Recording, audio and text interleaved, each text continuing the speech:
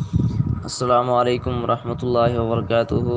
الحمد للہ وحدہ والصلاة والسلام علی من لا نبی بعدہ، اما بعد۔ آج الحمد للہ تعالی ہمارا دورہ گرامر کا لیکچر نمبر 2 ہے، جس میں ہم شرح میت عامل کتاب کے مقدمے کے ابتدائی الفاظ الحمد للہ علی نعمائہ الشاملۃ و آلائہ الکاملۃ، ان الفاظ کی ترکیب، اجرا اور صرف و نحو کی ممکنہ بحث جو ہو سکتی ہے وہ انشاءاللہ ہم کریں گے۔ تو شروع میں ترکیب کرتے ہیں۔ ترکیب کے اندر اگر کوئی بات سمجھ نہ آئے تو آپ ساتھ ساتھ لکھتے جائیں، مکمل لکھیں۔ جو بات سمجھ نہ آئے وہ آخر میں جب ہم نحو کی بحث کریں گے تو اس میں آپ کو یہ بات سمجھ آ جائے گی۔ اور اگر پھر بھی کوئی بات سمجھ نہ آئے تو آپ سبق کے بعد کسی بھی وقت آپ گروپ میں سوال کر سکتے ہیں، انشاءاللہ آپ کو تسلی بخش مثالوں کے ساتھ اطمینان بخش جواب دیا جائے گا۔ تو اب ہم ترکیب شروع کرتے ہیں۔ یاد رکھیں ترکیب سے پہلے ترکیبی ترجمہ کیا جائے، جس سے ترکیب آسان ہو جاتی ہے۔ ترجمہ کرنے سے ہی کافی الفاظ کا تعین ہو جاتا ہے کہ یہ فاعل ہے، یہ مفعول ہے، یہ حال ہے، یہ ذوالحال ہے۔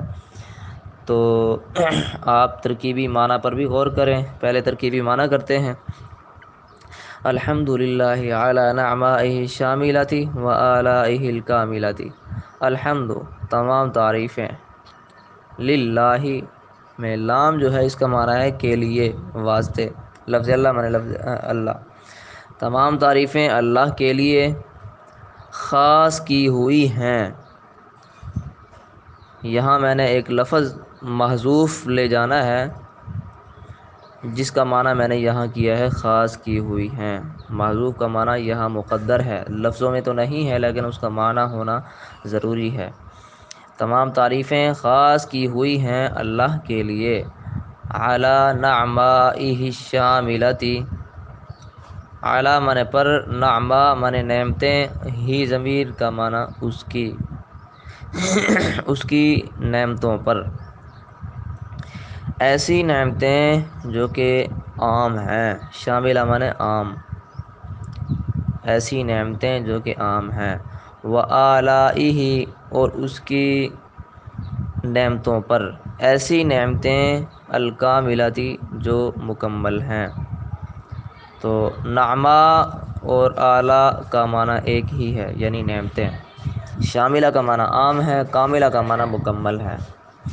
میں نے یہاں نعمائہ الشاملۃ اور آلائہ الکاملۃ کے معنی میں ایک لفظ بولا ہے، اس پہ آپ نے غور کرنا ہے۔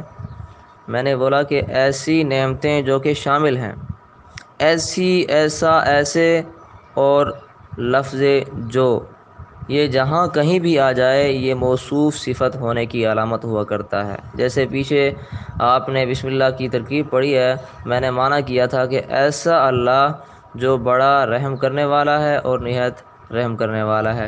وہاں ایسا کا معنی آ گیا، جس سے ہمیں معلوم ہوا کہ یہ موصوف صفت بن رہے ہیں۔ الغرض، اردو ترجمے کے اندر جہاں کہیں ایسا، ایسی، ایسے یا جو کا لفظ آ جائے تو وہ موصوف صفت ہوں گے۔ ٹھیک، اچھا جی، یہ تھا اس کا ترکیبی ترجمہ۔ ترکیب دیکھیں۔ الحمد مبتدا، للہ میں لام حرف جار، لفظ اللہ مجرور، جار اپنے مجرور سے مل کر متعلق ہوا مختصن کے، علی حرف جار، نعماء مضاف، ہی ضمیر مضاف الیہ، مضاف اپنے مضاف الیہ سے مل کر موصوف، الشاملۃ صفت، نعمائہ موصوف اپنے الشاملۃ صفت کے ساتھ مل کر معطوف علیہ، واو عاطفہ، آلائی مضاف، ہی ضمیر مضاف الیہ، اعلیٰ مضاف اپنے ہی ضمیر مضاف الیہ سے مل کر موصوف، الکاملتی اس کی صفت، اعلیٰ موصوف اپنی الکاملتی صفت کے ساتھ مل کر معطوف، نعمائہ شاملتی معطوف علیہ اپنے اعلیٰ الکاملتی معطوف کے ساتھ مل کر مجرور ہوا اعلیٰ حرف جار کا، اعلیٰ حرف جار اپنے مجرور سے مل کر متعلق ہوا مختصن کے، مختصن صیغہ صفت، اس میں ہوا ضمیر اس کا نائب فاعل، صیغہ صفت اپنے نائب فاعل سے مل کر خبر ہوئی الحمد مبتدا کی، الحمد مبتدا اپنی خبر سے مل کر جملہ اسمیہ انشائیہ ہوا۔ یہ ہے اس کی مکمل ترکیب۔ اس میں مختصن جو ہم نے نکالا ہے وہ اس غرض سے نکالا ہے کہ جو بھی جار مجرور ہو وہ بغیر کسی کے متعلق ہوئے کلام کا حصہ نہیں بن سکتا۔ تو بسم اللہ کے اندر میں نے وضاحت کی تھی کہ بسم اللہ میں جار مجرور یہ کسی نہ کسی کے متعلق ہوگا تب یہ جملہ بنے گا۔ بالکل اسی طرح یہاں للہ میں ہم نے اس جار مجرور کو، اور دوسرا جار مجرور ہے اعلیٰ، اعلیٰ نعمائہ، تو ان دونوں جار مجروروں کو ہم نے مختصن کے متعلق کیا ہے اسی وجہ سے کہ یہ بغیر متعلق ہوئے کلام کا حصہ نہیں بنیں گے۔ الغرض ہم نے اس کو مختصن کے متعلق کیا کیونکہ مختصن کا معنی یہاں ٹھیک ٹھہرتا ہے۔ جیسے میں نے معنی میں وضاحت کی ہے کہ تمام تعریفیں خاص کی ہوئی ہیں، تو خاص کی ہوئی ہیں وہ اسی مختصن کا معنی ہے، اور مختصن یہ اسم مفعول کا صیغہ ہے، اختص یختص اختصاص باب افتعال کا اسم مفعول کا صیغہ ہے۔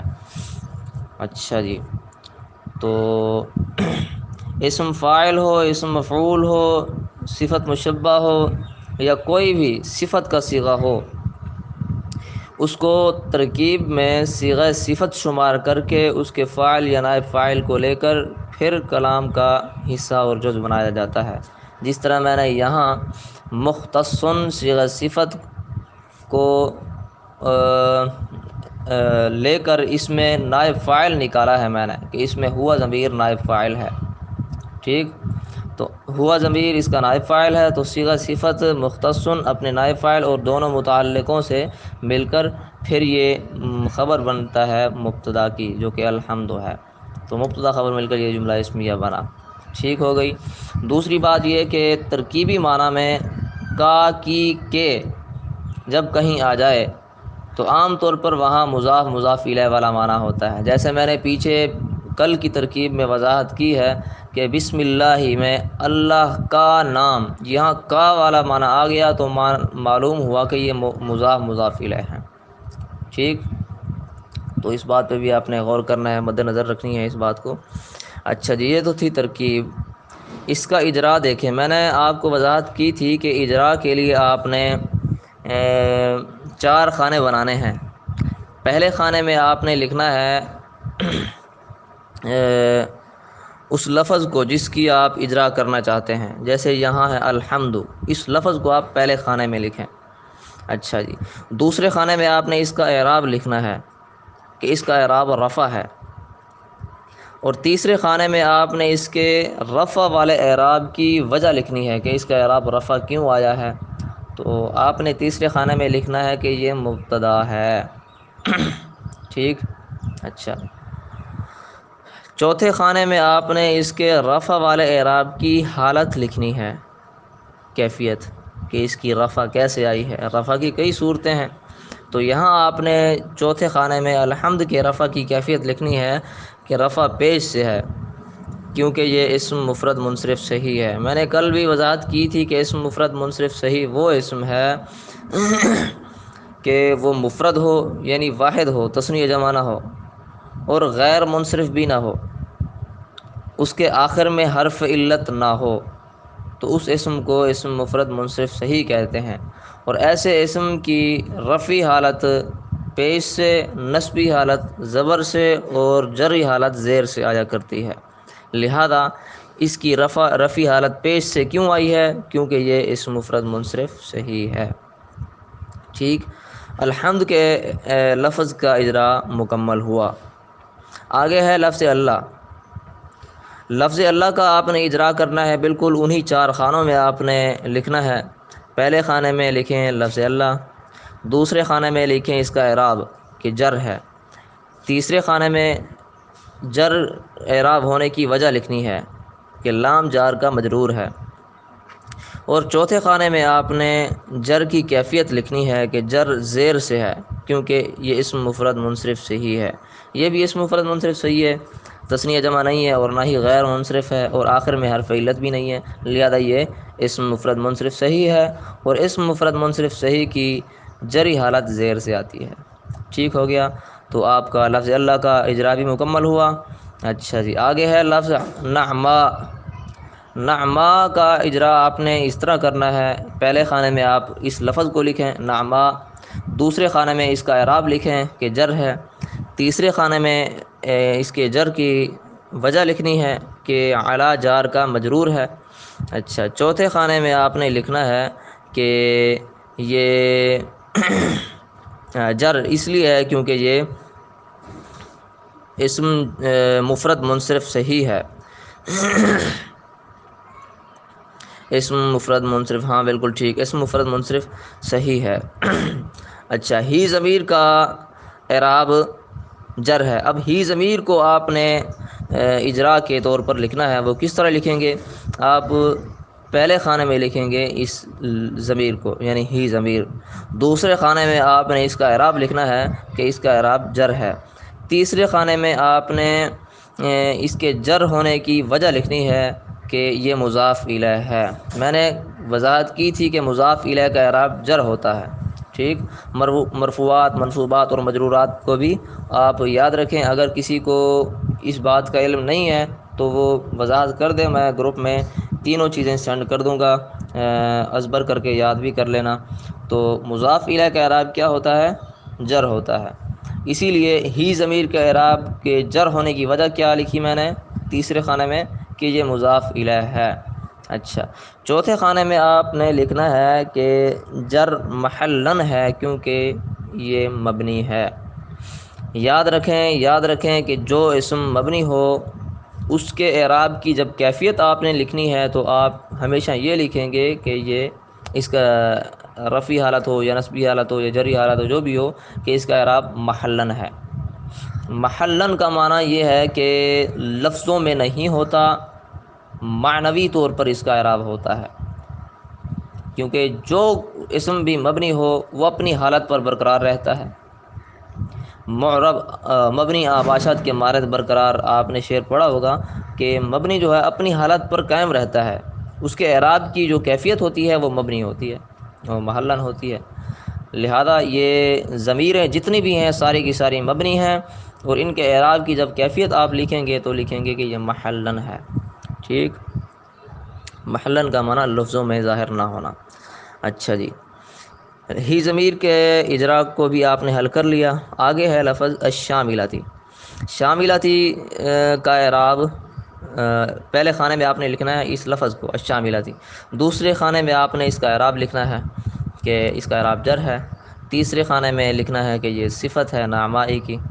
میں نے بتایا تھا کہ موصوف اور صفت کا اعراب بالکل ایک ہوگا، توابع آپ نے پڑھے ہیں تو ان میں سے ایک صفت بھی تھا کہ صفت کا اعراب بھی اسی طرح ہوتا ہے جیسے موصوف کا ہوتا ہے۔ تو تیسرے خانے میں اس کے جر کی وجہ آپ نے کیا لکھنی ہے کہ یہ صفت ہے نعمائی کی۔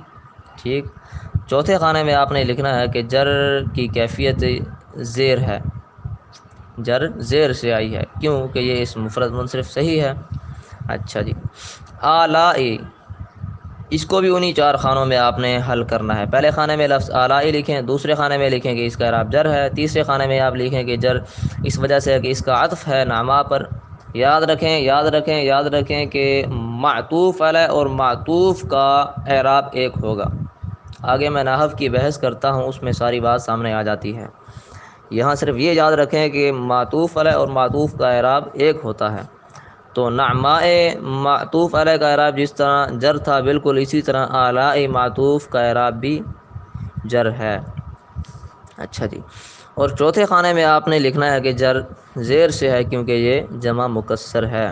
میں نے کل ایک پکچر بھیجی تھی، اس میں یہ وضاحت تھی کہ اسم مفرد منصرف صحیح یا جاری مجرا صحیح یا جمع مکسر، ان تینوں میں سے ہر ایک کا اعراب رفعی حالت میں، پیش سے، نصبی حالت میں، زبر سے اور جری حالت میں زیر سے آتا ہے. اگر کسی کو وضاحت معلوم نہیں ہے تو میں بتا دیتا ہوں. اسم مفرد منصرف صحیح وہ ہے جس کی میں نے ابھی تعریف کی ہے کہ وہ اسم جو غیر منصرف نہ ہو اور تثنیہ جمع بھی نہ ہو اور اس کے آخر میں حرف علت بھی نہ ہو، تو اس اسم کو اسم مفرد منصرف صحیح کہتے ہیں. جیسے الحمد ہو گیا، لفظ اللہ ہو گیا، تو یہ اسم مفرد منصرف صحیح ہے. اچھا. دوسرا ہے اسم جاری مجرا صحیح. اسم جاری مجرا صحیح سے مراد وہ اسم ہے جس کے آخر میں واو ہو یا ہو اور اس سے پہلے والا حرف ساکن ہو. جیسے زبیون اور دلون. دلون میں آخر میں واو تو ہے لیکن اس کا ماقبل یعنی پہلے والا حرف ساکن ہے، اس پہ جزم ہے. اسی طرح زبیون آخر میں یا ہے اور اس سے پہلے والا جو با ہے وہ ساکن ہے یعنی اس پہ جزم ہے. تو اس ایسے اسم کو اسم جاری مجرا صحیح کہتے ہیں. اور تیسرا ہے جمع مکسر. وہ جمع کہ واحد سے جمع بناتے ہوئے واحد کی بنا بالکل ٹوٹ پھوٹ کا شکار ہو گئی ہو، واحد کے الفاظ اپنی جگہ پر نہ ٹھہرے ہوں بلکہ الٹ پلٹ ہو گئے ہوں. جیسے رجل واحد سے جمع بناتے ہوئے رجال جب ہم کہیں گے تو آپ کو معلوم ہے کہ واحد کی بنا بالکل ٹوٹ گئی ہے. رجل کے اندر پہلے را پھر جیم پھر لام تھا، جبکہ رجال جمع کے اندر پہلے را پھر جیم اور پھر درمیان میں الف آ گیا ہے. تو واحد کی بنا بالکل ٹوٹ گئی ہے. مکسر کا معنی ہوتا ہے ٹوٹی ہوئی چیز. ٹھیک. تو لہٰذا یہ جمع مکسر کی تعریف ہے. اور جمع مکسر اور اسم مفرد منصرف صحیح اور اسم جاری مجرا صحیح، ان تینوں اسموں کا اعراب رفعی حالت میں پیش سے، نصبی حالت میں زبر سے اور جری حالت میں زیر سے ہوتا ہے. تو یہاں ہمارے سامنے جو مثال ہے وہ ہے آلائی کی. آلائی یہ جمع مکسر ہے، اس کی واحد آتی ہے الیون. تو الیون سے اعلیٰ جب بنا ہے تو الیون کی بنا بالکل ٹوٹ گئی ہے، اس کی اصلی شکل یہاں باقی نہیں رہی، تو اس کو اسی لیے جمع مکسر کہتے ہیں کہ یہ ٹوٹی ہوئی جمع ہے. اچھا. تو جر اس کی زیر سے ہے کیونکہ یہ جمع مکسر ہے. اچھا. آگے ہے ہی ضمیر. اس کا اعراب اور وجہ اعراب کیفیت اعراب اسی طرح آپ نے حل کرنی ہے جیسے پیچھے آپ اجرا کرتے آئے ہیں کہ پہلے خانے میں آپ اس لفظ کو لکھیں ہی ضمیر کو، دوسرے خانے میں لکھیں گے یہ اس کا اعراب جر ہے، تیسرے خانے میں لکھیں گے جر کی وجہ یہ ہے کہ یہ مضاف الیہ ہے، چوتھے خانے میں لکھیں گے جر محلن ہے کیونکہ یہ اسم ضمیر ہے مبنی ہے. ٹھیک ہو گیا. آگے ہے الکاملہ. الکاملہ کا اجرا بھی اسی طرح پہلے خانے میں لفظ لکھیں الکاملہ، دوسرے خانے میں لکھیں اس کا اعراب جر ہے، تیسرے خانے میں لکھیں کہ جر کی وجہ یہ ہے کہ یہ صفت ہے آلائی کی، اور چوتھے خانے میں آپ لکھیں کہ جر زیر سے ہے کیونکہ یہ اسم مفرد منصرف صحیح ہے. آپ کی ترکیب و اجرا مکمل ہوا. اچھا. اس سے ہٹ کر اب نحو کی بحث شروع کرتے ہیں جو اسی جملے کے اندر نحو کی بحث آ سکتی ہے. الحمد کو ہم نے مبتدا بنایا ہے اور للہ اور اعلیٰ کے ان دونوں کے متعلق مختصن کو ہم نے خبر بنایا ہے، یعنی الحمد مبتدا ہے اور مختصن محذوف یہ خبر ہے. مبتدا اور خبر کسے کہتے ہیں؟ اب آپ کے ذہن میں یہ بات ہم نے ڈالنی ہے کہ مبتدا اور خبر یہ کس چیز کو کہتے ہیں. مبتدا سے مراد وہ مسند الیہ جو لفظی عوامل سے خالی ہو اور مرفوع ہو. لفظی عامل سے مراد ہے کہ لفظوں میں نظر آنے والا وہ لفظ جو آگے عمل کرے، رفع دے، نصب دے یا جر دے، لیکن یہاں وہ کوئی بھی عامل نہ ہو اور خود وہ لفظ مسند الیہ ہو۔ مسند الیہ کا معنی ہوتا ہے اس کی طرف کسی چیز کی نسبت کی جائے۔ جیسے ایک مثال دیکھ لیں کہ اللہ احد، یہ ایک مثال ہے۔ اب اس میں اللہ، یہ لفظ اللہ یہ مبتدا ہے اور آگے لفظ ہے احد، جس کا معنی ہے اللہ ایک ہے۔ احد یہ خبر ہے، تو لفظ اللہ یہ مسند الیہ ہے اور احد یہ مسند ہے۔ مسند الیہ کا معنی اس کی طرف نسبت کی گئی اور مسند کا معنی وہ چیز جس کی نسبت کی گئی۔ اب ہم نے اس مثال میں ایک ہونے کی نسبت کی ہے اللہ کی طرف، ایک ہونا اللہ کا خاصہ ہے، تو ہم نے ایک ہونے کی نسبت اللہ کی طرف کی ہے۔ دوسرے لفظوں میں آپ یوں سمجھیں کہ نسبت ہم نے کس چیز کی ہے؟ ایک ہونے کی، تو یہ مسند ہوا۔ جس چیز کی نسبت کی جائے وہ مسند ہوتا ہے، اور وہ ہے احد، اسی کی ہم نے نسبت کی ہے۔ کس کی طرف کی ہے؟ اللہ کی طرف کی ہے، تو جس چیز کی طرف نسبت کی جائے اس کو مسند الیہ کہتے ہیں۔ ٹھیک، تو لفظ اللہ یہ کیا ہوا؟ مسند الیہ ہوا۔ الغرض مسند الیہ وہ مسند الیہ جو مرفوع ہو اور لفظی عامل سے خالی ہو، اس کو مبتدا کہتے ہیں۔ تو لفظ اللہ یہ مبتدا ہوا اور احد یہ خبر ہے۔ ٹھیک ہو گیا۔ اس مثال میں ہماری جو سامنے ہے الحمد مبتدا ہے اور مختص یہ خبر ہے، کیونکہ الحمد وہ چیز ہے کہ جس کو ہم نے منسوب کیا ہے، جس کی طرف ہم نے نسبت کی ہے۔ الحمد کی طرف ہم نے نسبت کی ہے خاص ہونے کی۔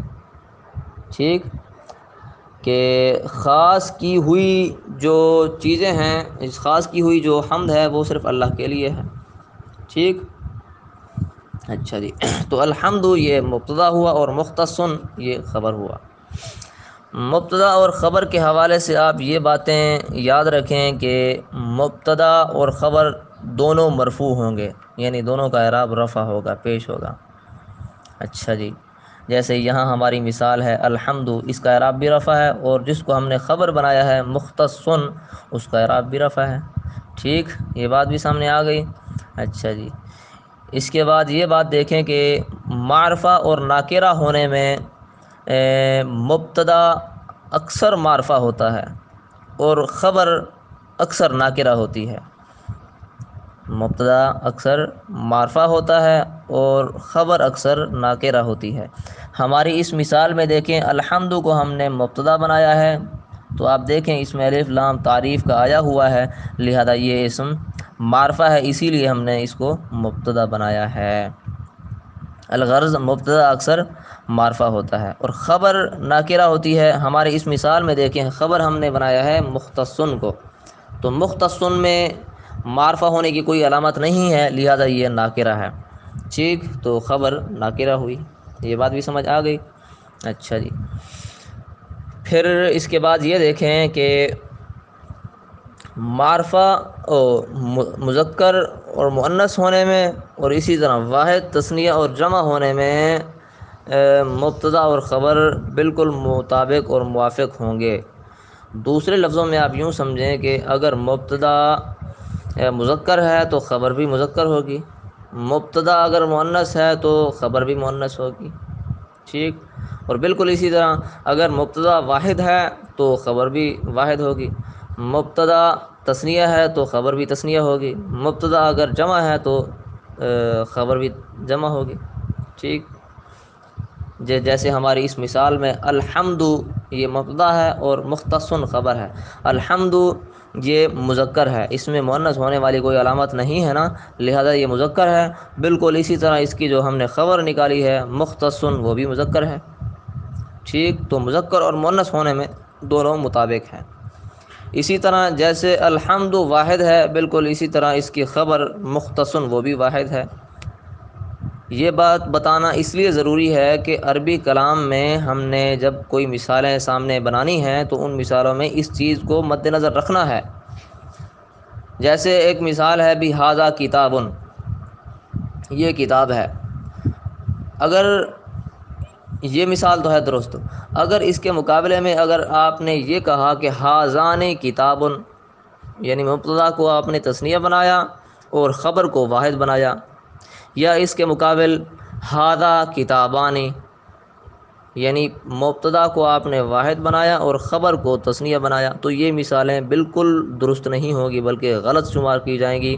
عربی کلام میں آپ کی مہارت کو جانا نہیں جائے گا، جس وجہ سے آپ کی بات پر توجہ نہیں دی جائے گی۔ لہذا آپ نے اس قانون کو مد نظر رکھنا ہے، مبتدا اگر واحد ہوگا تو خبر بھی واحد ہوگی، مبتدا اگر تثنیہ ہے تو خبر بھی تثنیہ، مبتدا جمع ہے تو خبر بھی جمع، اور بالکل اسی طرح مبتدا اگر مذکر ہے تو خبر بھی مذکر، مبتدا مؤنث ہے تو خبر بھی مؤنث۔ یہ قانون آپ نے یاد رکھنے ہیں۔ مزید میں اس کی پکچر بھی سینڈ کر دیتا ہوں۔ اچھا جی، یہ تو تھی مبتدا اور خبر کی بات۔ آگے ہے جار مجرور کی بات۔ لفظ اللہ سے پہلے لام آیا ہوا ہے جو کہ جار ہے، اور لفظ اللہ مجرور ہے۔ کل بھی میں نے وضاحت کی ہے اور آج بھی چلو وضاحت کر دیتا ہوں، کیونکہ آج کچھ نئے طلباء آئے ہیں۔ ہمارے معزز ڈاکٹر صاحب بھی اس گروپ میں شامل ہیں، وہ کل ہی آئے ہیں شام کو، جو پچھلے سبق میں شامل نہیں ہو سکے، تو میں وضاحت کر دینا ضروری سمجھتا ہوں کہ لفظ اللہ سے پہلے جو لام ہے یہ حرف جار ہے، اور حرف جار کے حوالے سے آپ نحو کی کتاب میں جب دیکھیں گے تو آپ کو معلوم ہوگا کہ حروف جارہ ٹوٹل 17 ہیں، حروف جارہ 17 ہیں، جس کو ایک شعر کے اندر پرو دیا گیا ہے۔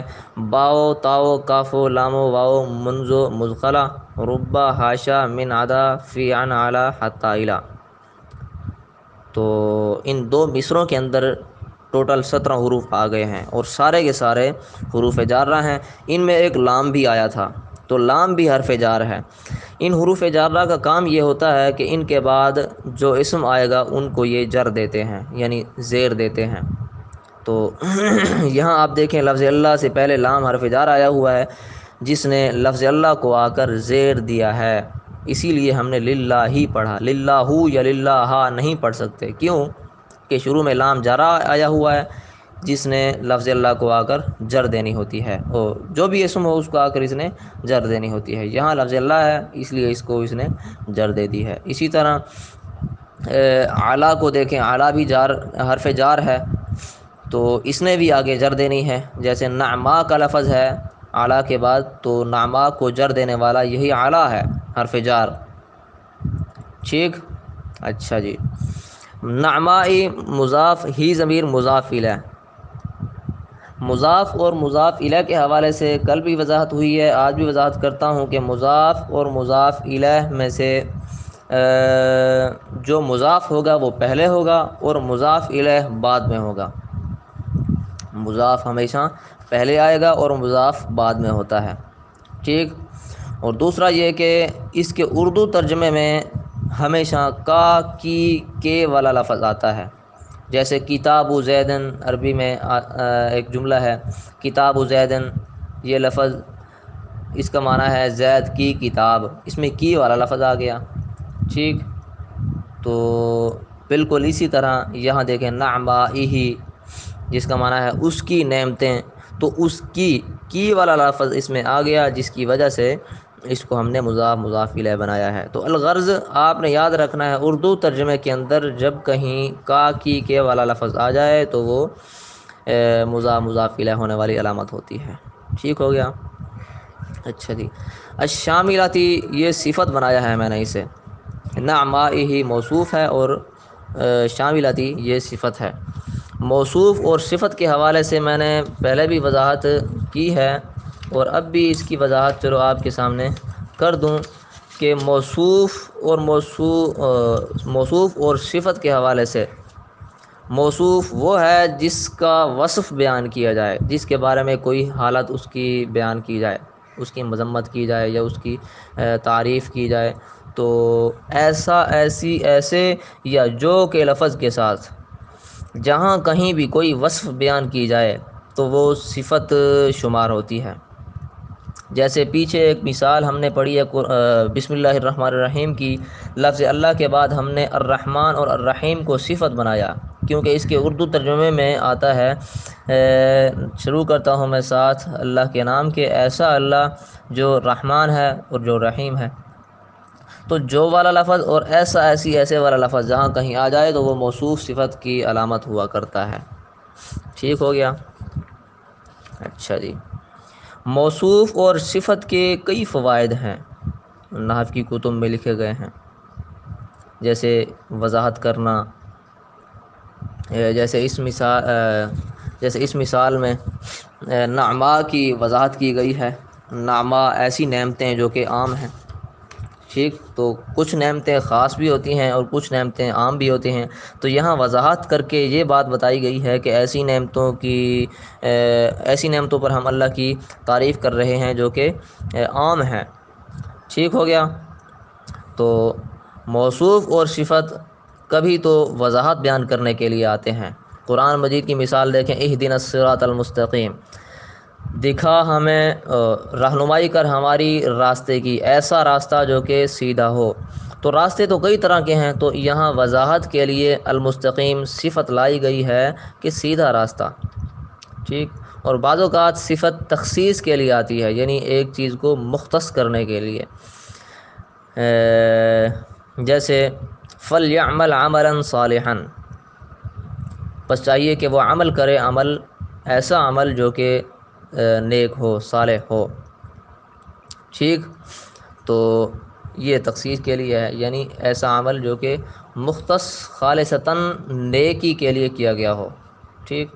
اور بعض اوقات صفت مدح اور تعریف کے لیے لائی جاتی ہے، جیسے ہماری پیچھے والی مثال میں بسم اللہ الرحمن الرحیم میں ہم نے لفظ اللہ کی صفت بیان کر کے ہم نے اللہ کی تعریف کی ہے، مدح کی ہے، تو وہ صفت لائی گئی ہے تعریف کے لیے۔ اور بعض اوقات مذمت بیان کرنے کے لیے صفت لائی جاتی ہے، جیسے اعوذ باللہ من الشیطان الرجیم میں شیطان کی آگے صفت رجیم بیان کی گئی ہے، میں پناہ حاصل کرتا ہوں اللہ کی شیطان سے، ایسا شیطان جو کہ رجم کیا ہوا ہے، دھتکارا ہوا ہے۔ تو یہاں شیطان کی جو صفت بیان کی گئی ہے وہ مذمت بیان کرنے کے لیے آئی ہے۔ اچھا، اور صفت بعض اوقات تاکید بیان کرنے کے لیے بھی آتی ہے، جیسے نفخ فی الصور نفخۃ واحدہ، یا نفخۃ واحدہ میں جس کا معنی ہے کہ سور پھونکی گئی، سور ایک ہی، نفخۃ کے اندر ہی یہ معنی پایا جا رہا ہے کہ ایک ہی سور تھی، لیکن اس کے باوجود بھی آگے واحدۃ کا لفظ لے آ کر اس بات کی وضاحت کی گئی ہے کہ سور ایک ہی ہے، ٹھیک۔ اچھا، اس بات کو بھی ہم نے سامنے دیکھ لیا ہے۔ تو یہ موصوف اور صفت کے کچھ فوائد تھے جو میں نے آپ کے سامنے بیان کیے ہیں۔ باقی موصوف اور صفت کی پہچان میں نے آپ کو شروع میں بتائی ہے کہ ایسے کا لفظ یا جو کا لفظ جہاں کہیں آ جائے تو وہ موصوف صفت ہونے کی علامت ہوا کرتا ہے۔ اچھا جی، دوسری بات اس میں جو ہم نے نحو کے حوالے سے دیکھنی ہے وہ یہ ہے کہ واو کو ہم نے حرف عطف بنایا، اور نعمائہ شاملہ کو معطوف علیہ اور آلائہ الکاملہ کو معطوف بنایا۔ نعمائہ شاملہ کو معطوف علیہ اور آلائہ الکاملہ کو معطوف بنایا ہے۔ معطوف اور معطوف علیہ یہ کیا چیز ہے، اور حرف عطف یہ کیا چیز ہے؟ پہلے حرف عطف کے حوالے سے آپ دیکھیں کہ واو یہ حرف عطف ہے۔ عطف کا معنی ہے کہ ایک چیز کو کسی حکم کے ساتھ خاص کیا جا رہا ہے تو دوسری چیز کو بھی اس حکم کے اندر شامل کر لیا جائے، اس مقصد کے لیے جو واو آئے اس واو کو واو عطف کہتے ہیں۔ ایک مثال چھوٹی سی آپ کے سامنے بیان کرتا ہوں کہ جاءنی زید و عمر، آیا میرے پاس زید اور عمر۔ اب واو سے پہلے زید کا لفظ ہے، واو کے بعد عمر کا لفظ ہے۔ واو سے پہلے والی مثال جب ہم نے دیکھی ہے جاءنی زیدن، آیا میرے پاس زید، یہ بات تو ہو گئی یہاں مکمل۔ اب ہم نے اسی حکم میں، جس حکم میں زید ہے، کہ زید پر ہم نے آنے کا حکم لگایا کہ وہ میرے پاس آیا ہے، تو یہی آنے والا حکم جب ہم کسی اور پر لگانا چاہتے ہیں تو واو لگا کر دوسرے کا نام بھی ساتھ لے کر یہ ہم سامنے بات رکھ سکتے ہیں کہ وہ بھی اس حکم میں شامل ہے، جس کا معنی یہ ہوا جاءنی زید و عمر، آیا میرے پاس زید اور عمر۔ ٹھیک، بالکل اسی طرح دوسری مثال ضربت زیدن و عمرن، مارا میں نے زید کو اور عمر کو۔ اس میں دیکھیں ضربت زیدن کا معنی ہے مارا میں نے زید کو۔ اب اسی مارے جانے والے حکم میں اگر کسی دوسرے کو بھی لے کر آنا چاہتے ہیں تو واو لگا کر دوسرے کا نام بھی لے سکتے ہیں، و عمرن، مارا میں نے زید کو، و عمرن اور عمر کو۔ ٹھیک، بالکل اسی طرح ہماری یہ مثال جو ہمارے سامنے ہے الحمدللہ علی نعمائہ الشاملۃ و آلائہ الکاملہ، ہم نے اللہ کی تعریف بیان کی ہے اس کی عام نعمتوں پر۔ ٹھیک، اور ہم ان یعنی کہ اس تعریف کو جو ہم نے خاص کی ہے اللہ کے لیے اس کی عام نعمتوں پر، اگر ہم اللہ کی تعریف کو باقی نعمتوں پر بھی اگر خاص کرنا چاہتے ہیں تو واو لگا کر آلائہ الکاملہ کا عطف بھی اسی پر ڈال کر ہم نے یہ بات وضاحت کر دی ہے کہ اللہ کی تعریف ہم نے خاص کی ہے اس کی آلائہ الکاملہ نعمتوں پر بھی، تو دونوں کا تعلق یعنی کہ ایک چیز کے ساتھ ہو گیا، تعریف کے خصوص کے ساتھ۔ ٹھیک، تو یہ بات بھی ہمارے سامنے آ گئی۔ اچھا جی، تو یہ تھا واو جو عطف کے معنی میں ہوتا ہے۔ عطف کے حوالے سے آپ اس بات کو مد نظر رکھیں، اکثر عام طور پہ ہمیں ایسے جملے بنانے کی ضرورت پڑتی ہے، واو، فا اور ثم، ان کا استعمال کب کیا جائے اور کیسے کیا جائے، ہیں تو تینوں عطف کے لیے، واو بھی عطف کے لیے ہے، فا بھی عطف کے لیے ہے اور ثم بھی عطف کے لیے ہے۔ تو اس میں فرق یہ سمجھیں کہ واو، فا اور ثم تینوں جو ہے دو چیزوں کو ایک ہی حکم پر جمع کرنے کے لیے آتی ہیں، جیسے جاءنی زید و عمر، یہاں زید اور عمر کو ہم نے ایک ہی حکم میں جمع کر دیا ہے، آنے والے حکم میں۔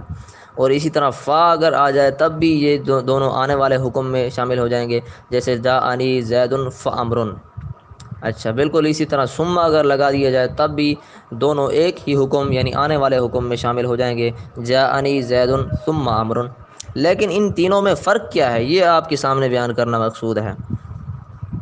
واو جو ہے اس میں مطلق جمع ہے، جمع کا معنی ہے، یعنی مطلقاً دو چیزوں کو ایک ہی حکم میں جمع کرنے کے لیے واو لگائی جاتی ہے، اس میں کسی قسم کی تاخیر یا ترتیب نہیں ہوتی، جبکہ فا ترتیب کے لیے آتی ہے۔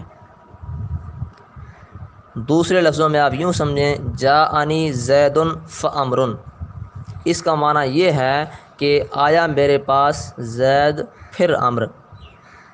ٹھیک، یعنی آئے تو دونوں اکٹھے ہیں لیکن ان کے آنے کی ترتیب یہ ہے کہ پہلے زید آیا پھر عمر آیا۔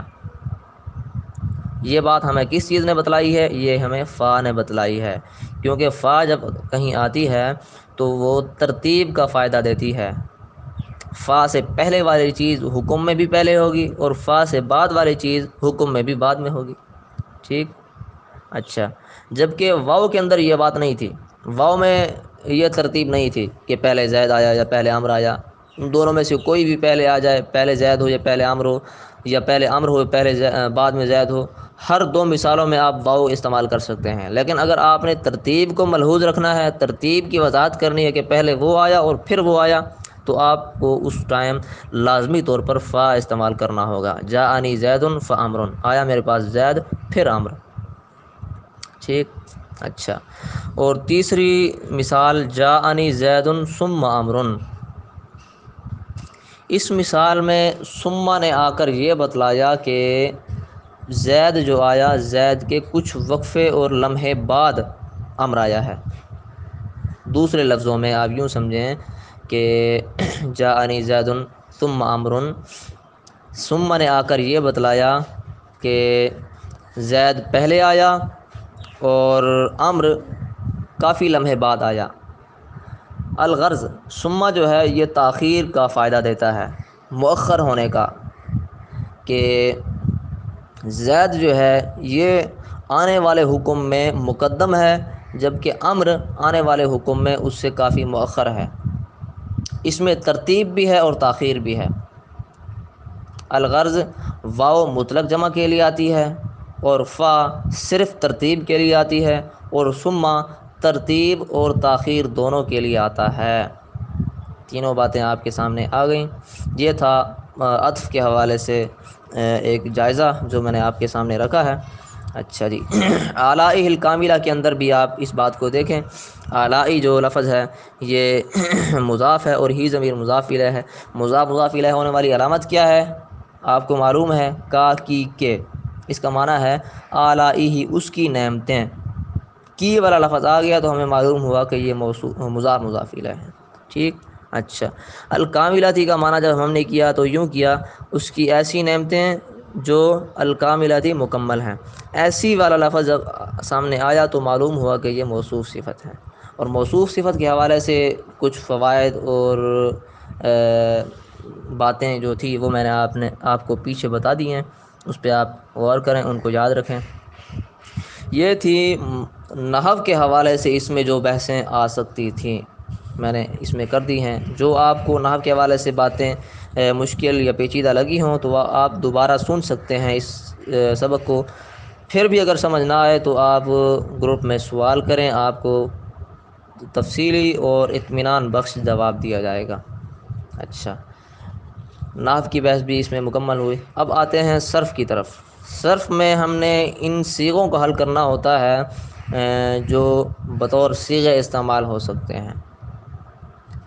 ہمارے موجودہ سبق کے اندر لفظ ہے ایک الحمد۔ الحمد کا لفظ مبتدا ہم نے بنایا ہے اس کو۔ یہ صرف کے علم کے اندر کیا صیغہ بنتا ہے، اس صیغے کو ہم نے دیکھنا ہے۔ یہ مصدر ہے۔ صیغہ حل کرنے کے لیے میں نے بتلایا تھا کہ 11 خانے بنائیں۔ 11 خانوں میں سے پہلے خانے میں آپ نے وہ لفظ لکھنا ہے جس کا ہم نے علم صرف میں حل کرنا ہے۔ ہماری موجودہ مثال میں لفظ ہے الحمد، اس کو آپ پہلے خانے میں لکھ لیں، اور دوسرے خانے میں آپ نے اس کا معنی لکھنا ہے کہ الحمد کا معنی ہے تعریف۔ تیسرے خانے میں آپ نے 6 اقسام میں سے جو وہ لفظ بنتا ہے اس کو لکھیں۔ 6 اقسام کا معنی ہے 3 قسمیں، جس کو دوسرے لفظوں میں آپ اسم، فعل اور حرف کہہ سکتے ہیں۔ اسم، فعل اور حرف، یہ 3 قسمیں شمار ہوتے ہیں۔ تو اس خانے میں آپ نے اس کو لکھنا ہے کہ یہ اسم ہے، فعل ہے، یہ حرف ہے۔ اور اسم ہے تو کون سا اسم ہے؟ اسم کی میں نے کل بتایا تھا 3 قسمیں ہیں۔ اسم مصدر، وہ لفظ کہ جس سے دوسرے لفظ نکلتے ہوں، جیسے ضربن سے دوسرے الفاظ نکلتے ہیں، ضربہ بھی اسی ضرب سے نکلا ہے، یضرب بھی ضرب سے نکلا ہے، ضاربن بھی ضرب سے نکلا ہے، مضروبن بھی اسی ضرب سے نکلا ہے۔ الغرض جتنے بھی آگے ہم حروف اور اسماء اور افعال نکالتے چلے جائیں تو وہ اسی ضرب سے نکلیں گے۔ تو یہ ضرب کیا ہوا؟ یہ مصدر ہے۔ ٹھیک، مصدر وہ اسم ہے کہ جس سے دوسرے الفاظ نکلتے ہوں۔ تو ضرب سے دوسرے الفاظ چونکہ نکلتے ہیں اسی لیے ہم نے اس کو مصدر بنایا۔ ٹھیک، اور دوسرا اسم کی دوسری قسم ہے اسم مشتق، وہ لفظ جو کسی دوسرے سے نکلا ہو، جیسے ضاربن کا لفظ یہ کسی دوسرے سے نکلا ہے تو یہ اسم، لیکن کسی دوسرے سے نکلا ہے تو اس کو ہم مشتق کہیں گے۔ مشتق کا معنی اشتقاق کیا ہوا، نکلا ہوا۔ تو یہ ضرب سے نکلا ہوا ہے۔ ضرب مصدر ہے جس سے دوسرے نکلے ہیں، اور ضاربن یہ مشتق ہے جس سے جو کسی دوسرے سے نکلا ہے۔ ٹھیک، اور تیسرا ہے جامد، اسم جامد، وہ اسم جو نہ کسی سے نکلا ہو اور نہ اس سے کوئی نکلے، جیسے رجلن، اس سے بھی کوئی دوسرے الفاظ نہیں نکل سکتے اور نہ یہ کسی اور سے نکل سکتا ہے۔ بذات خود یہ ایک مستقل اسم ہے، اسی لیے اس کو اسم جامد کہا جاتا ہے۔ الغرض 6 اقسام کے اندر آپ نے لکھنا ہے کہ یہ اسم ہے، فعل ہے یا حرف ہے۔ اسم ہے تو آپ نے تعین کرنا ہے کہ یہ اسم مصدر ہے، مشتق ہے یا جامد ہے۔ ٹھیک، اس خانے میں آپ نے الحمد کو جب لکھنا ہے تو آپ نے لکھنا ہے کہ یہ اسم مصدر ہے۔ تیسرے خانے میں آپ لکھیں کہ اسم مصدر ہے، کیونکہ الحمد سے دوسرے الفاظ نکل رہے ہیں، حامد یحمد حمدا فہو حامد وحمد یحمد حمدا فذاک محمود وغیرہ، تو یہ کس سے نکلے ہیں؟ اسی لفظ حمد سے، چنانچہ یہ لفظ اسم مصدر ہے۔ چوتھے خانے میں صیغہ لکھنا ہوتا ہے کہ یہ واحد ہے، تثنیہ ہے، جمع ہے، کیا ہے، مذکر ہے، مؤنث ہے، یہ چیزیں آپ نے لکھنی ہوتی ہیں۔ لیکن الحمد جو مصدر ہے یہ نہ مذکر ہوتا ہے، نہ مؤنث ہوتا ہے، نہ واحد تثنیہ جمع ہوتا ہے، اسی لیے آپ نے اس خانے کو خالی چھوڑ دینا ہے، اس میں کوئی چیز نہیں لکھنی۔ پانچویں خانے میں باب لکھنا ہوتا ہے۔ میں اس کی تصویر بھی سینڈ کر دیتا ہوں، کسی کو پریشانی نہ ہو کہ یہ کیا بول رہا ہے، تو ترتیب جو میں آپ کو بتا رہا ہوں اسی ترتیب کے ساتھ آپ کو میں ایک تصویر بھی سینڈ کرتا ہوں، اس میں آپ سمجھ لینا، بلکہ تصویر کو سامنے رکھ کر آپ نے سبق کو سمجھنا ہے، ٹھیک؟ اچھا جی، چھٹے خانے میں پانچویں خانے میں آپ نے اس باب کو لکھنا ہے کہ حامد یحمد، یہ باب سامی یسمع کے وزن پر ہے۔ ثلاثی مجرد کے ابواب تقریباً 6 ہیں، کل وضاحت ہوئی ہے اس کی۔ ثلاثی مجرد کے ابواب 6 ہیں، 6 وزنوں پر آتے ہیں، ایک تو ضرب یضرب کے وزن پر، دوسرا فتح یفتح کے وزن پر، تیسرا ناصر ینصر کے وزن پر، اچھا، اور چوتھا حاسب یحسب کے وزن پر، اور پانچواں سامیہ یسمع کے وزن پر، اور چھٹا کاروما یا کروم کے وزن پر۔ تو یہ 6 وزن ہیں ثلاثی مجرد کے۔ یہاں باب کے اندر اگر وہ ثلاثی مجرد ہوا تو انہی 6 میں سے کوئی ایک لکھیں گے، اگر مزید فی ہے، ثلاثی مزید فی ہے، یا رباعی مجرد یا رباعی مزید فی ہے، تو آپ نے وہاں صرف ان کا مصدر لکھنا ہے۔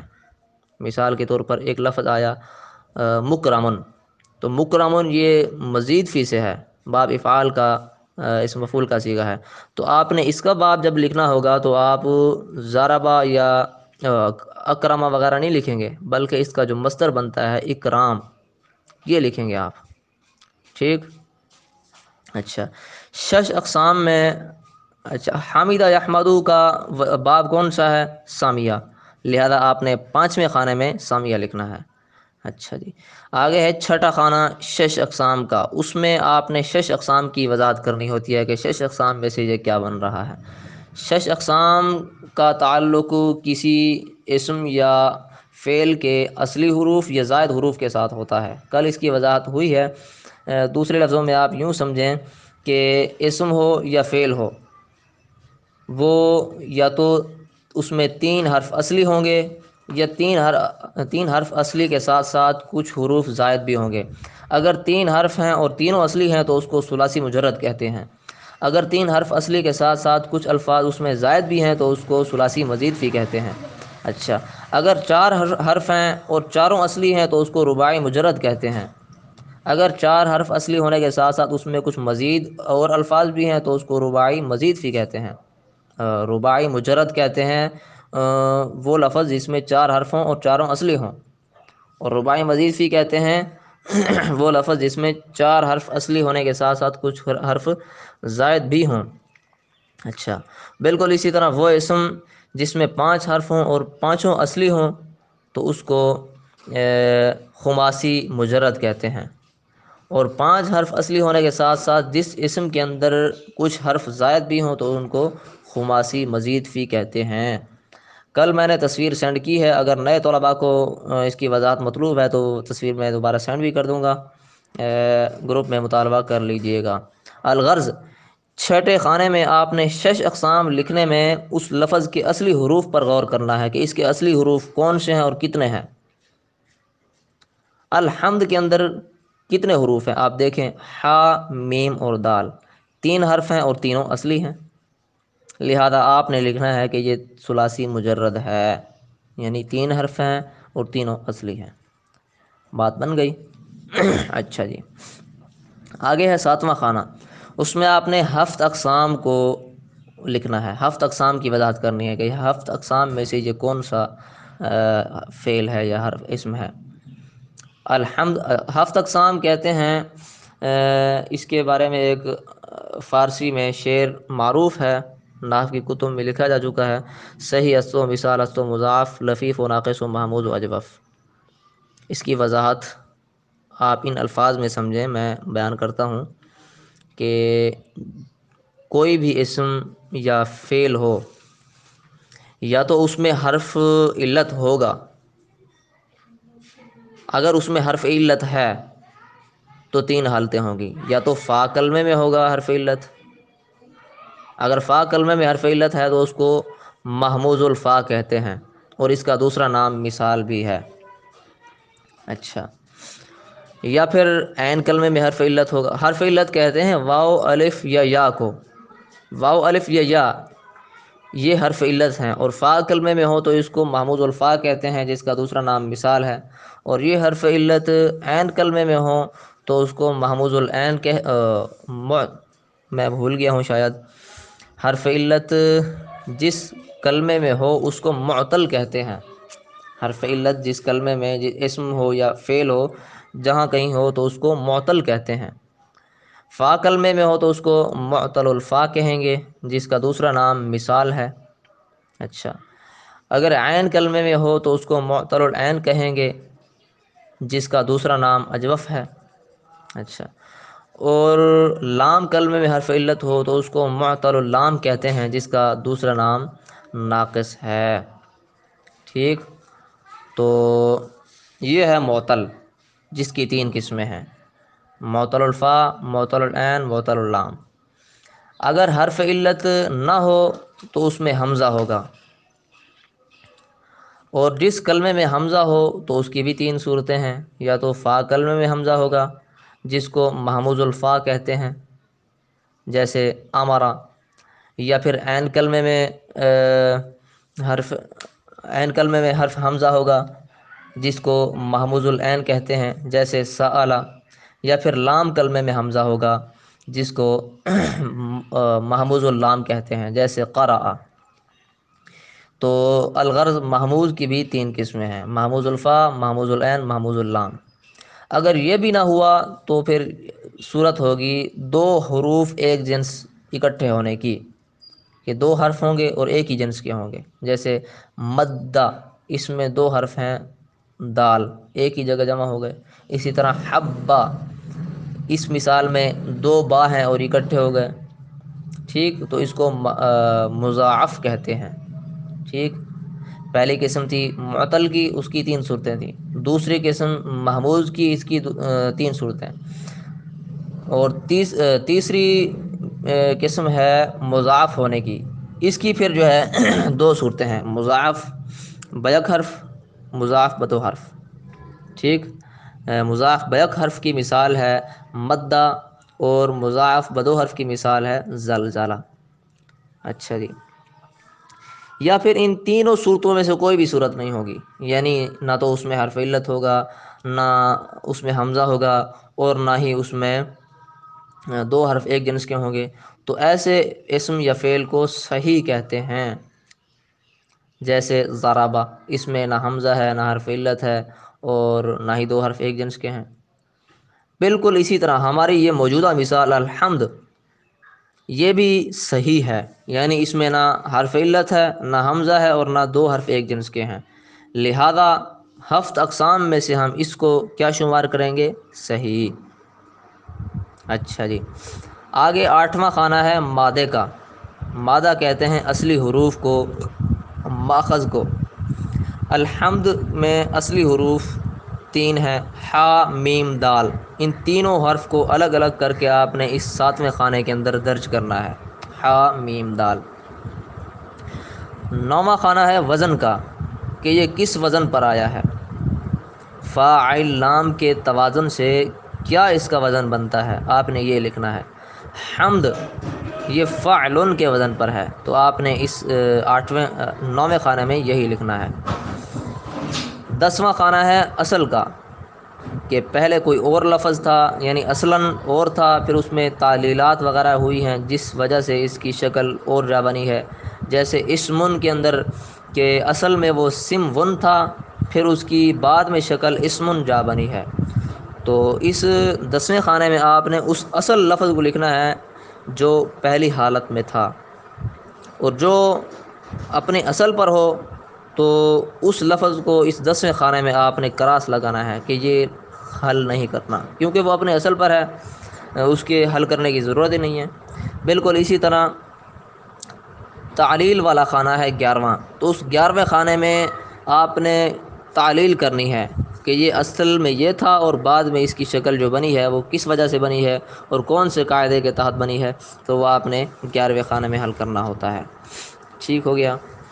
اچھا، موجودہ مثال جو ہے ہماری الحمد، اس کو آپ نے 11ویں خانے میں حل نہیں کرنا، کیونکہ یہ اپنی اصل پہ ہے، اس میں تعلیل کی ضرورت ہی نہیں ہے۔ یہ ہے لفظ حمد کو حل کرنے کا طریقہ صرف کے علوم میں۔ الغرض، صرف کے علوم میں جب آپ نے کسی لفظ کو حل کرنا ہے تو آپ 11 خانے بنائیں گے۔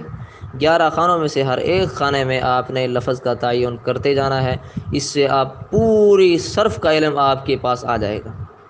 مسلسل جب آپ یہ کرتے جائیں گے، اگر کسی قسم کا اشکال باقی ہو تو آپ گروپ میں پوچھ سکتے ہیں، آپ کو وضاحت کر دی جائے گی، جس سے آپ کا ذہن مطمئن ہو جائے گا۔ یہ تھا الحمد کو ہم نے حل کیا ہے۔ آگے ہے نعما۔ نعما کو بھی انہی 11 خانوں میں آپ نے حل کرنا ہے۔ اگر کسی خانے میں اس کی جگہ نہیں ہے حل کرنے کی تو اس کو کراس لگاتے جائیں کہ اس جگہ اس کو حل نہیں کرنا۔ ٹھیک، نعما کا لفظ ہے، پہلے خانے میں آپ نے اس لفظ کو لکھا، دوسرے خانے میں اس کا معنی کیا نعمتیں، تیسرے خانے میں آپ نے بتایا کہ اس سے اقسام میں سے یہ اسم ہے اور اسم بھی جامد ہے۔ میں نے بتایا کہ اسم جامد وہ اسم ہے جو نہ کسی سے نکلا ہو اور نہ یہ کسی سے نکلے، یعنی اس سے نہ کوئی نکلے اور نہ یہ کسی سے نکلے، جیسے رجل کی مثال تھی۔ بالکل اسی طرح نعما کی مثال ہے، یہ کسی اور لفظ سے نہیں نکلا اور نہ ہی اس سے کوئی اور لفظ نکلا ہے۔ ٹھیک ہو گیا، تو اسی لیے آپ نے تیسرے خانے میں لکھنا ہے یہ اسم جامد ہے۔ اچھا، چوتھے خانے میں آپ نے نعما کے حوالے سے صیغہ لکھنا ہے کہ یہ صیغہ کون سا ہے۔ نعما چونکہ یہ اسم جمع ہے، لہذا اس لیے ہم نے لکھ لیا کہ یہ اسم جمع ہے، یہ واحد نہیں ہے، تثنیہ نہیں ہے، بلکہ جمع ہے۔ جمع پھر کون سی ہے؟ جمع، اسم جمع سے مراد وہ اسم جمع ہے کہ جس کی واحد لفظوں میں نہ ہو، اور دوسرا یہ کہ جمع کی جتنا بھی اوزان ہے، جتنا وزن جمع کے ہیں ان کے وزن سے بھی ہٹ کر ہو۔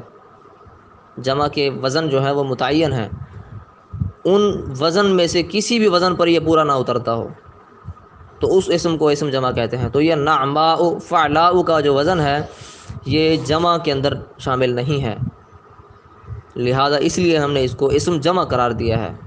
جو جمع میں شامل ہو اس کو جمع کہتے ہیں، جو جمع میں شامل نہ ہو اس کو اسم جمع کہتے ہیں۔ جمع کے اوزان میں شامل نہ ہونے والا اسم معنوی طور پر جو جمع ہوتا ہے اس کو اسم جمع کہتے ہیں، جیسے قوم کا لفظ ہے، یہ جو ہے جمع کے وزن میں سے کسی بھی وزن پر فٹ نہیں آتا، لیکن معنی اس میں جمع کا ہے۔ قوم میں کئی افراد ہیں، جمع کا معنی ہے، لیکن اس کا وزن جمع والا نہیں ہے، اسی لیے ہم نے اس کو اسم جمع کہہ دیا ہے۔ بالکل اسی طرح دوسری مثال اہل، یہ بھی جمع کے معنی میں ہے، معنی تو جمع کا ہے لیکن وزن جمع کا نہیں ہے، اسی لیے اس کو اسم جمع کہہ دیا گیا ہے۔ بالکل اسی طرح ہماری موجودہ مثال نعماء، یہ اسم جمع ہم نے اس کو کہا ہے، کیوں کہ اس کا وزن جمع والا نہیں ہے لیکن معنی جمع کا ہے۔ اچھا جی، 5ویں خانے میں آپ نے باب لکھنا ہے کہ اس کا باب کیا ہے۔ تو اس کا باب جو ہے، اصل جو نون عین اور میم ہے، اس لفظ کو صرف کے اندر جو باب دیا گیا ہے وہ نعم ینعم کا باب دیا گیا ہے، نعم ینعم، ٹھیک، سامیہ یسمعو کے وزن پر، لہذا اس خانے میں آپ نے یہی لفظ لکھنا ہے کہ سامیہ یسمعو۔ چھٹے خانے میں آپ نے 6 اقسام میں سے تعین کرنا ہے کہ 6 اقسام میں سے یہ کون سا ہے۔ 6 اقسام سے مراد میں نے پہلے بتایا ہے کہ ثلاثی مجرد ثلاثی مزید فی، رباعی مجرد رباعی مزید فی، خماسی مجرد خماسی مزید فی ہیں، تو یہ ٹوٹل 6 بن جاتے ہیں، 6 اقسام ہیں۔ ان 6 اقسام میں سے یہ کون سا ہے؟ یہ ثلاثی مزید فی ہے، کیونکہ اصل حروف ہیں نون عین اور میم، اس سے ہٹ کر اور حروف جب اس میں آ گئے ہیں زائد، تو ثلاثی یعنی 3 حرفی ہونے کے ساتھ ساتھ یہ مزید فی ہے کہ اس میں مزید اور حروف آ گئے ہیں، ٹھیک، لہذا یہ ثلاثی مزید فی ہے۔ آگے ہے ہفت اقسام کا خانہ، ساتواں خانہ میں آپ نے ہفت اقسام کا تعین کرنا ہے کہ یہ کون سا ہے۔ تو نعماء کا لفظ ایسا ہے جس میں اصلی حروف ہیں نون، عین اور میم۔ ان نون، عین اور میم میں سے کسی بھی خانے میں نہ حمزہ ہے، نہ عین ہے، اور نہ ہی دو حرف ایک جنس کے ہیں، اسی لیے ہم نے اس کو صحیح شمار کیا ہے۔ اگر صحیح حروف میں جو کہ نون، عین اور میم ہے، ان اصلی حروف کے اندر اگر حمزہ ہوتا تو ہم اس کو محموز کہتے، لیکن نہیں کہا، کیوں کہ جس میں حمزہ نہیں ہے۔ اگر اس میں کوئی حرف علت ہوتا تو ہم اس کو محموز کہتے، لیکن نہیں کہا، کیوں کہ اس میں حمزہ نہیں ہے۔ بالکل اسی طرح اس میں اگر دو حرف ایک جنس کے ہوتے تو ہم اس کو مضاعف کہتے، لیکن ہم نے اس کو مضاعف نہیں کہا، کیوں کہ اس میں دو حرف ایک جنس کے نہیں ہیں۔ اس کو ہم نے صحیح کہا ہے اس وجہ سے کہ اس میں تینوں قسمیں پیچھے والی موجود نہیں ہیں، تو یہ صحیح شمار ہوا۔ لہذا الغرض ساتویں خانے میں آپ نے اس کو صحیح لکھنا ہے، ہفت اقسام کے اندر اس کو کیا تعین کرنا ہے؟ صحیح۔ آٹھواں خانہ ہے مادے کا، کہ اس کے اصلی حروف کون سے ہیں، ٹھیک، تو اس میں آپ نے لکھنا ہے نون، عین اور میم، یہ ہیں اس کے اصلی حروف۔ وزن کا خانہ ہے آٹھویں نمبر پر اور نویں نمبر پر آپ نے اس کا وزن جو لکھنا ہے وہ لکھنا ہے فعلاء، کیونکہ نعماء کا وزن جو ہے یہ فعلاء کے وزن پر ہے۔ اچھا، اس سے اگلا خانہ ہے اصل کا، کہ اس کی اصل کیا ہے۔ یہ اپنی اصل پہ ہے، چونکہ اسی لیے یہاں یہ خانہ حل کرنے کی ضرورت نہیں ہے، اس لیے ہم نے اس خانے میں کراس لگا دیا، اور تعلیل والے خانے میں بھی کراس لگا دیا کہ یہاں بھی حل کرنے کی ضرورت نہیں ہے۔ آگے لفظ ہے شاملاتی۔ شاملاتی لفظ کو بھی آپ انہی 11 خانوں میں حل کرتے چلے جائیں، جہاں حل کرنے کی ضرورت ہو تو وہاں حل کریں، جہاں ضرورت نہ ہو تو وہاں کراس لگا دیں۔ پہلے خانے میں آپ نے اس لفظ کو لکھ لیا الشاملاتی، دوسرے خانے میں اس کا معنی لکھیں کہ اس کا معنی ہے عام، یعنی شامل ہونے والی چیز۔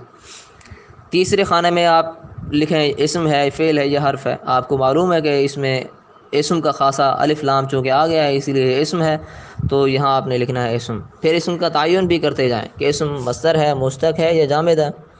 تو چونکہ یہ اسم مشتق ہے، اسم فاعل کا صیغہ ہے،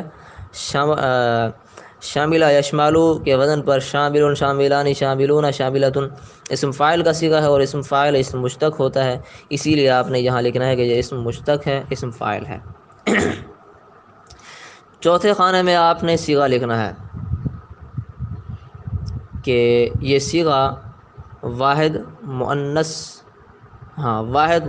ہے، صیغہ واحد مؤنث ہے، کیونکہ شامل، شاملان، شاملون، شاملتن، شاملتان، شاملاتن، اس گردان کے اندر شاملتن کا وزن جو ہے یہ واحد مؤنث کا وزن ہے، فاعلتن والا، ٹھیک، لہذا آپ نے لکھنا ہے واحد مؤنث۔ پانچواں خانہ ہے باب کا، اس میں آپ نے اس کا باب لکھنا ہے۔ اس کا باب آپ نے لغت میں دیکھنا ہے کہ شین، میم اور لام کا باب جو عام ہونے کے معنی میں ہو، اس کا کیا باب آتا ہے۔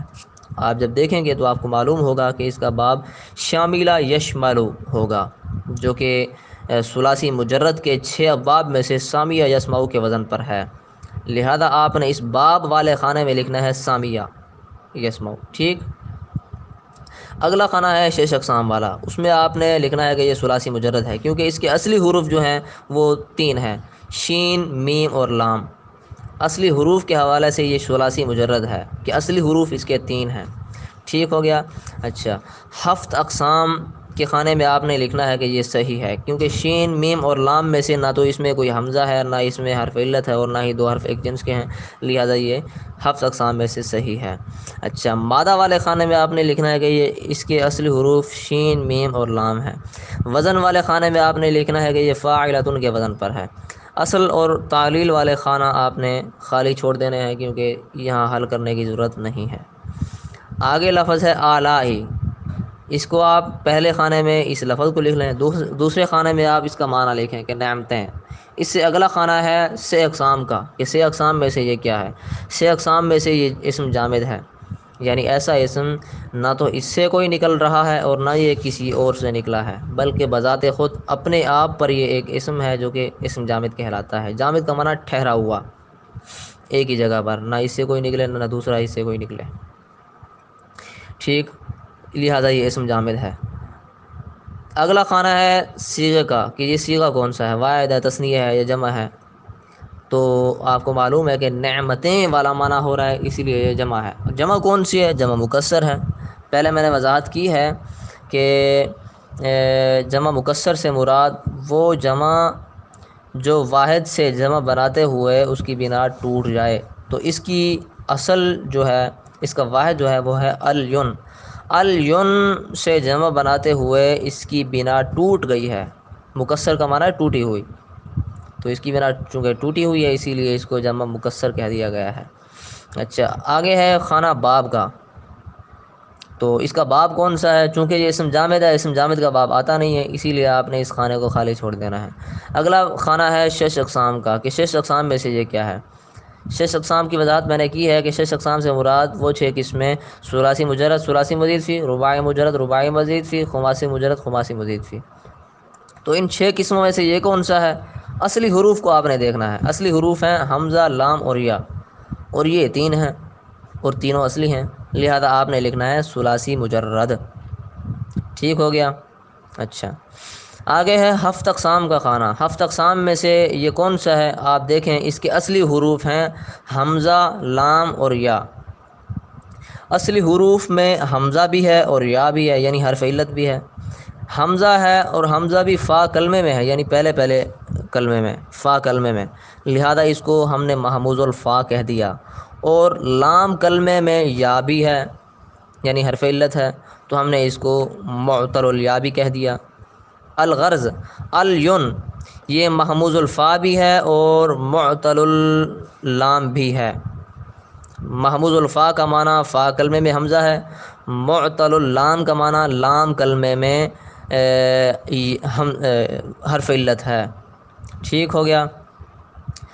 لام کلمے میں حرف علت ہو تو اس کا دوسرا نام میں نے بتایا تھا کہ دوسرا نام ہے اس کا ناقص، تو اس کو ناقص کہہ دیں۔ چونکہ یا ہے ناقص میں تو ناقص یائی بھی آپ اسے کہہ سکتے ہیں۔ محموز الفا، معطل اللام، یہ بھی آپ کہہ سکتے ہیں، اور دوسرے لفظوں میں آپ یوں بھی کہہ سکتے ہیں کہ محموز الفا اور ناقص یائی، ٹھیک، یہ آپ نے ہفت اقسام والے خانے میں لکھنا ہے۔ آگے خانہ ہے مادے کا، کہ اس کا مادہ کون سا ہے؟ مادہ اس کا ہے حمزہ، لام اور یا، ٹھیک۔ اگلا خانہ ہے وزن کا، کہ آلاؤ، یہ کس وزن پر ہے؟ یہ ہے افعال کے وزن پر، اس کی اصل ہے الاؤ۔ آگے جو خانہ ہے اصل والا، اس خانے میں آپ نے لکھنا ہے الاؤ۔ آلاؤ یہ اصل میں الاؤ تھا، پھر تعلیل ہوئی، اس میں تعلیل کیا ہوئی؟ صورت اس کی یہ ہے کہ 2 حمزے ایک ہی جگہ جمع ہو گئے ہیں، ایک ہی جگہ 2 حمزے اکٹھے آ گئے ہیں، جن میں سے پہلا حمزہ متحرک ہے، یعنی پہلے حمزے پر حرکت ہے، اور دوسرا حمزہ ساکن ہے، یعنی اس پہ جزم ہے۔ تو دوسرے حمزہ کو پہلے حمزہ کی حرکت جو کہ فتح ہے، اس فتح والی حرکت کے مطابق وجوبی طور پر الف سے بدل دیا۔ میں دوبارہ کہتا ہوں اگر کسی کو سمجھ نہ آئی ہو، صورت یہ ہے کہ 2 حمزے ایک جگہ جمع ہو گئے ہیں، الاؤ، 2 حمزے ایک جگہ جمع ہو گئے ہیں، جن میں سے پہلا حمزہ متحرک ہے جس پر فتح ہے، دوسرا حمزہ ساکن ہے یعنی اس پہ جزم ہے، تو دوسرے حمزہ کو پہلے حمزہ کی حرکت فتح کے مطابق وجوبی طور پر الف سے بدل دیا۔ پہلے حمزہ کی حرکت چونکہ فتح ہے تو فتح کے موافق حرف علت کون سا حرف آ سکتا ہے؟ وہ الف ہے، تو فتح کے موافق حرف علت الف سے ہم نے اس کو بدل کر آلایو بن گیا۔ آلایو کو اب آلایو بنا دیا گیا ہے، ٹھیک۔ پھر آخر میں یا کھڑا ہے، اس کو ہم نے حمزہ کیسے بنایا؟ آپ دیکھیں کہ یا جو ہے یہ اسم کے آخر میں الف زائدہ کے بعد واقع ہوا ہے۔ یہ میں صرف کے قوانین کو سامنے رکھ کر تبدیلی کر رہا ہوں۔ کیا تبدیلی آئی ہے؟ اسم کے آخر میں زائد الف کے بعد یا واقع ہوئی، تو جب ایسی صورت کہیں ہو تو اس صورت میں یا کو وجوبی طور پر حمزہ سے بدل دیا جاتا ہے۔ جیسے صرف کی کتب میں دعاء کی مثال لکھی ہوئی ہے، دعاء، یہ دیکھیں دعاء تھا اصل میں، الف زائدہ کے بعد یا واقع ہوئی جس وجہ سے ہم نے یا کو حمزہ سے بدل دیا، دعاء بن گیا، ٹھیک۔ تو اسی طرح آلائن، یہ الف زائدہ کے بعد حمزہ یا واقع ہوا تو اس یا کو ہم نے حمزہ سے بدل دیا، بن گیا آلاء، ٹھیک۔ اس میں دو قاعدے لگے ہیں، میں پکچر آپ کو اس کی سینڈ کر دیتا ہوں۔ اس کا آلاء کا لفظ بھی آپ نے صرف کے علوم میں حل کر لیا ہے۔ آگے ہے لفظ الکاملۃ والا، آخری لفظ الکاملۃ، اس کو آپ نے انہی 11 خانوں میں حل کرنا ہے۔ پہلے خانے میں اسی لفظ کو لکھ لیں الکاملۃ، دوسرے خانے میں آپ اس کا معنی لکھیں مکمل، تیسرے خانے میں سے اقسام میں سے اس کا تعین کریں کہ سے اقسام میں سے یہ اسم ہے، فعل ہے یا حرف ہے۔ چونکہ یہ اسم ہے پھر اسم کا بھی تعین کرتے جائیں کہ کون سا ہے، اسم جامد ہے، اسم مشتق ہے یا اسم مصدر ہے۔ تو آپ کو معلوم ہے کہ الکاملۃ یہ کامولہ سے نکلا ہے، اور جو لفظ کسی دوسرے سے نکلے تو اس کو اسم مشتق کہتے ہیں، اور اسم مشتق کی اقسام میں سے یہ اسم فاعل ہے۔ کامل، کاملان، کاملون، کاملۃ، کاملتان، کاملات کے گردان میں سے یہ کاملۃ کا صیغہ ہے۔ آگے ہے خانہ صیغے کا، صیغے کے خانے میں آپ نے لکھنا ہے کہ یہ واحد مؤنث ہے۔ آگے خانہ ہے باب کا، کہ باب اس کا کون سا ہے۔ کامولہ یکملو کے وزن پر ثلاثی مجرد کے جو 6 ابواب ہیں ان میں سے یہ ناصرہ ینصرو کے وزن پر کاملہ یکملو آتا ہے، تو آپ نے باب والے خانے میں لکھنا ہے ناصرہ، ٹھیک۔ اچھا، 6 اقسام کے خانے میں آپ نے لکھنا ہے کہ یہ ثلاثی مجرد ہے، کیونکہ اس کے اصلی حروف جو ہیں وہ 3 ہیں، کاف، میم اور لام۔ آگے ہے 7 اقسام کا خانہ، 7 اقسام والا خانہ، 7 اقسام والا، اس میں سے کون سا ہے، معطل ہے، محموز ہے، مضاعف ہے یا صحیح ہے۔ تو ظاہری طور پر آپ کو معلوم ہے کہ اس میں نہ حمزہ ہے، نہ حرف علت ہے، اور نہ 2 حرف ایک جنس کے ہیں، لہذا یہ صحیح ہے۔ آگے خانہ ہے مادے کا، مادے میں آپ نے لکھنا ہے کاف، میم اور لام، کیونکہ اس کے اصلی حروف 3 ہیں، کاف، میم اور لام۔ آگے خانہ ہے وزن کا، کہ اس کا وزن کون سا ہے۔ اس کا کاملۃ کا وزن ہے فاعلۃ والا، فاعل لام کے مقابلے میں اس کا وزن کیا بنتا ہے، فاعلۃ، ٹھیک ہو گیا۔ آگے خانہ ہے اصل کا، یہ چونکہ اپنی اصل پہ ہے، اس کی اصل اور لگانے کی ضرورت نہیں ہے، اسی لیے یہ خانہ خالی چھوڑ دیں، اور تعلیل والا خانہ بھی آپ خالی چھوڑ دیں، ان دونوں کو حل کرنے کی ضرورت نہیں ہے۔ آج کا ہمارا سبق مکمل ہوا۔ جہاں کہیں آپ کو اشکال ہو تو آپ وہ اشکال پوچھ سکتے ہیں، آپ کو انشاءاللہ تسلی بخش جواب دیا جائے گا۔ بلا دھڑک پوچھیں اور بلا کسی شرم و جھجک کے آپ سوال کریں۔ اللہ تعالیٰ آپ کے علم میں برکت عطا فرمائے۔ واللہ المستعان۔ السلام علیکم ورحمۃ اللہ وبرکاتہ۔